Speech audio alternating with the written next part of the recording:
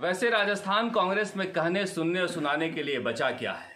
जिस तरह के हालात हैं उसमें कांग्रेस आलाकमान और मुख्यमंत्री अशोक गहलोत के लिए यही कहा जा सकता है, घर हमारा जल रहा था और हम खामोश थे, हर तरफ कोहराम सा मचा था और हम खामोश थे।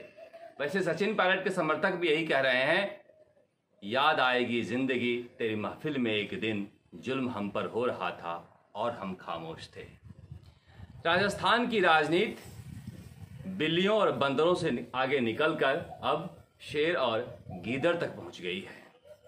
जिस तरह की भाषा का प्रयोग किया जा रहा है, ऐसा लगता है कि राजस्थान में कांग्रेस का रखवाला कोई नहीं है। जो कुछ कल हुआ निर्दलीय विधायकों के बैठक में, उसे देखकर एक बात तो साफ हो गई है कि जो लोग दूसरों का घर जलाने चले थे, वह भी अपना हाथ जला बैठे हैं। अब सचिन पायलट के खिलाफ जो फ्रंट बना था G19, जिसमें बहुजन समाज पार्टी से आए हुए कांग्रेस के विधायक थे और निर्दलीय विधायक थे, उनमें फूट पड़ गई है।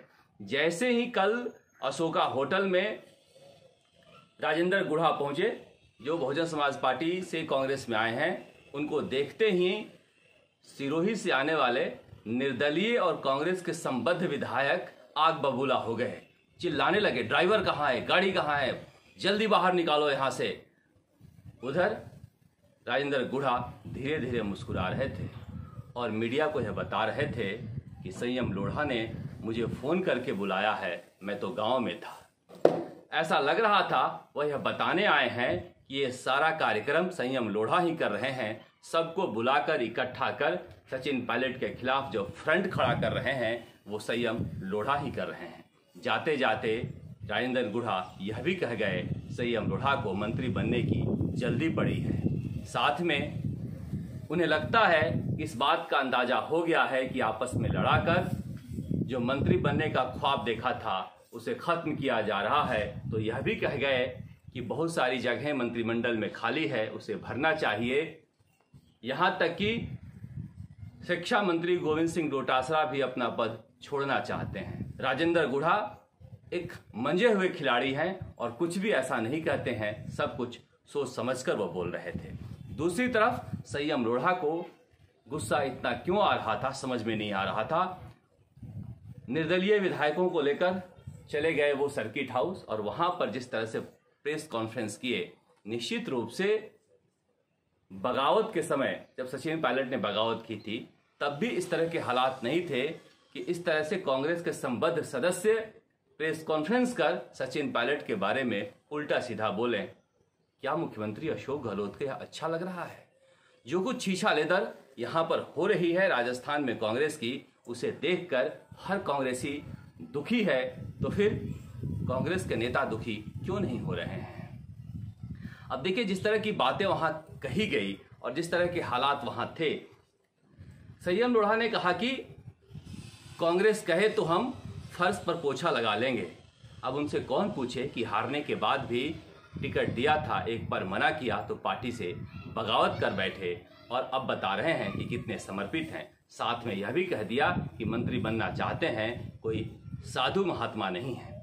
जितने ही निर्दलीय वहां पर बैठे हुए थे, उनमें से ज्यादातर 2 बार के चुनाव हारे हुए थे और इसी आधार पर उनका टिकट कटा था और नए लोगों को टिकट दिया गया था। मगर उस वक्त उन्हें कांग्रेस के प्रति वफादारी की याद नहीं आई और बगावत कर चुनाव लड़े थे और अब मंत्री बनना चाहते हैं। दूसरी तरफ उनके सामने जो प्रत्याशी थे, वो सभी के सभी अब गोलबंद हो गए हैं और कांग्रेस के राष्ट्रीय अध्यक्षा सोनिया गांधी से मिलने का वक्त मांग रहे हैं। वो कह रहे हैं कि निर्दलीय विधायक कांग्रेस के संगठन को कमजोर कर रहे हैं। आपको याद होगा कि पिछली बार जब इस तरह के झगड़े हुए थे, तो पत्रकार भी बीच में कूद पड़े थे और सचिन पायलट के लिए ना जाने क्या क्या लिख रहे थे। अब इस बार रिटायर्ड अधिकारी जो मुख्यमंत्री के सलाहकार हैं, उनके बारे में भी कहा जा रहा है कि वो भी सोशल मीडिया में सचिन पायलट पर कटाक्ष कर रहे हैं।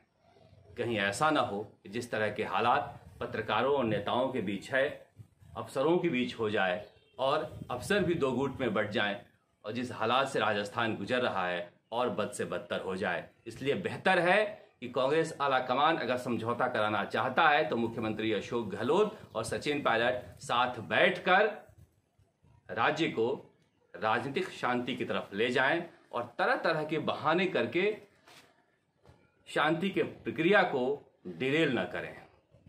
दूसरी तरफ बीजेपी में भी एक अलग तमाशा चल रहा है। वहां तो प्रदेश अध्यक्ष सतीश पूनिया ने वसुंधरा समर्थकों को शिशुपाल ही बता दिया और कहा कि 99 तक गिन रहा हूं, 100वां करोगे वध हो जाएगा। जिस तरह के भाषा का इस्तेमाल सतीश पूनिया ने किया है, कहा जा रहा है कि निश्चित रूप से ऊपर से निर्देश मिला होगा कि सतीश पूनिया अब अपने आधार को मजबूत करें, अपनी ताकत दिखाएं और वसुंधरा समर्थकों को हाशिए पर डालें।